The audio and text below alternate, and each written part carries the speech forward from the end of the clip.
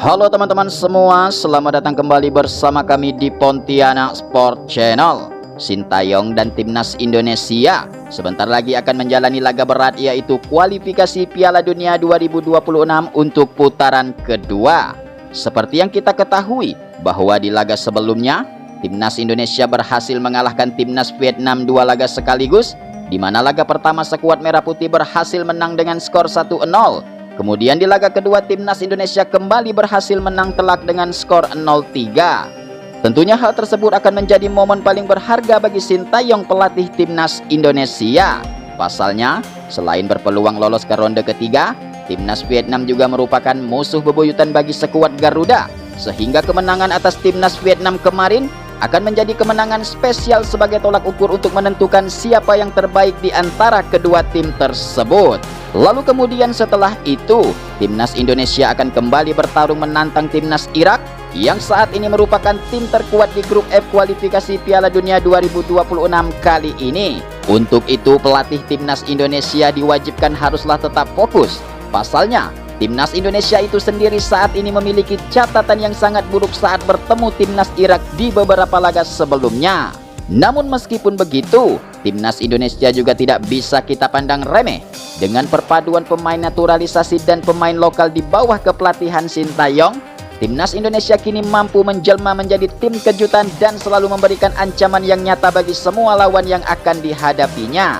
Kemudian sekedar informasi baru-baru ini, penjaga gawang kelas dunia yaitu Martin Peace secara resmi telah menyelesaikan proses naturalisasinya untuk menjadi warga negara Indonesia. Kemudian selain itu diinformasikan juga dalam beberapa waktu ke depan, Sintayong dan timnas Indonesia juga akan kedatangan pemain kelas Eropa seperti Jean Rivens dan Kelvin Verdong yang saat ini juga sedang melakukan proses naturalisasinya untuk bisa membela timnas Garuda. Lantas seperti apakah strategi yang akan diterapkan Sintayong dengan skuad bertabur bintang yang dimiliki timnas Indonesia saat ini? Berikut ini merupakan prediksi line up timnas Indonesia versus timnas Irak di laga lanjutan leg kedua kualifikasi Piala Dunia 2026 untuk zona Asia. Oke, yang pertama di posisi penjaga gawang bisa dipastikan Sintayong langsung menurunkan kiper baru timnas Indonesia yaitu Martin Peace. Penjaga gawang milik klub Dallas FC 1 ini diketahui baru saja resmi dan sah menjadi warga negara Indonesia. Kemudian selain itu, kemampuannya dalam menjaga mister gawang tentunya sudah tidak bisa kita ragukan lagi. Bahkan kiper yang memiliki tinggi badan 191 cm ini juga pernah menggagalkan 2 kali tendangan Lionel Messi saat klubnya Dallas FC menjamu Inter Miami di Liga Utama Sepak Bola Amerika Serikat. Tentunya dengan pengalaman dan catatan gemilang yang dimilikinya, sepertinya Sintayong, pelatih timnas Indonesia, akan langsung menurunkan dirinya saat menantang timnas Irak di laga lanjutan kualifikasi Piala Dunia 2026 zona Asia. Kemudian selain itu, kehadiran sosok Martin Peace juga diharapkan agar bisa memberikan pengalaman berharga bagi kiper muda timnas Indonesia saat ini yaitu Hernando Ari. Kemudian di posisi barisan belakang sepertinya Sintayong diprediksi akan memasang 3 pemain bintang seperti Justin Hubner, Jai Itzes, dan Rizky Ridho. Pada laga melawan timnas Irak nanti, sepertinya Sintayong akan langsung menurunkan pemain abroadnya yaitu Justin Hubner dari awal pertandingan. Kehadiran sosok Justin Hubner sangatlah diharapkan untuk membuat barisan belakang timnas Indonesia semakin kokoh.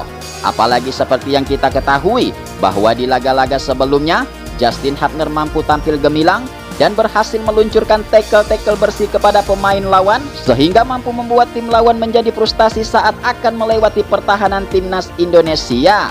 Kemudian sementara itu Jai Itzes dan Rizky Ridho yang saat ini juga mampu tampil apik di laga sebelumnya sepertinya akan kembali dipasang oleh Sintayong saat timnas Indonesia menantang timnas Irak di laga kualifikasi Piala Dunia 2026. Kemudian pada laga melawan timnas Irak nanti, Jai Itzes sangatlah diharapkan untuk mampu kembali tampil apik seperti ketika melawan timnas Vietnam di laga sebelumnya. Kemudian khususnya Rizky Ridho sepertinya tidak perlu diragukan lagi. Terbukti hingga saat ini Rizky Ridho selalu menjadi pilihan utama bagi Sintayong di semua pertandingan timnas Indonesia dari junior maupun level senior. Kemudian di posisi winger kiri sepertinya Sintayong akan mempercayakan kepada Marcelino Ferdinand. Sama halnya dengan Rizky Ridho, Marcelino Ferdinand juga merupakan pemain muda yang selalu diandalkan Sintayong di dalam skuad timnas Indonesia. Terbukti hingga saat ini, Marcelino Ferdinand selalu diturunkan dan tak pernah absen di semua laga yang telah dijalani timnas Indonesia di era kepelatihan Sintayong. Memang harus kita akui, kemampuan skill dan olah bola yang dimilikinya dinilai mampu membuat pemain lawan menjadi kewalahan. Selain itu, meskipun saat ini kritikan pedas dari publik atas keegoisannya di Piala Asia U23 kemarin, namun sepertinya Sintayong akan tetap menurunkan dirinya untuk menjadi pilihan utama demi untuk mengobrak-abrik pertahanan timnas Irak di kualifikasi Piala Dunia 2026. Kemudian di posisi gelandang tengah, kemungkinan besar Sintayong akan mempercayakan kepada Nathan Juon. Pemain satu ini merupakan pemain multifungsi yang dapat bermain di posisi gelandang bertahan maupun posisi menyerang. Kemudian selain itu, kemampuan skill yang dimilikinya, Nathan Juon juga mampu membuat lini tengah timnas Indonesia semakin solid saat merancang serangan. Apalagi seperti yang kita ketahui, dengan pengalamannya bermain di luar negeri, tentunya akan menambah energi yang positif bagi rekan-rekan lain yang saat ini berjuang membela timnas Indonesia di kualifikasi Piala Dunia 2026. Selanjutnya di posisi pemain tengah lainnya ada nama Ivar Jenner. Sama halnya dengan Nathan Juon, Ivar Jenner juga merupakan pemain muda yang memiliki segudang skill yang mampu mengatur tempo permainan di lini tengah timnas Indonesia. Dengan kemampuan skill dan daya jelajah yang tinggi dimilikinya, sangatlah diharapkan untuk menjadi juru kunci demi untuk mengalirkan bola dalam membangun serangan ke jantung pertahanan timnas Irak nanti. Kemudian di posisi gelandang kanan, sepertinya Sintayong akan menurunkan Tom Haye. Memang harus kita akui bahwa penampilan apik Tom Haye saat melawan timnas Vietnam di laga sebelumnya dinilai mampu membuat Sintayong pelatih timnas Indonesia itu terkagum-kagum.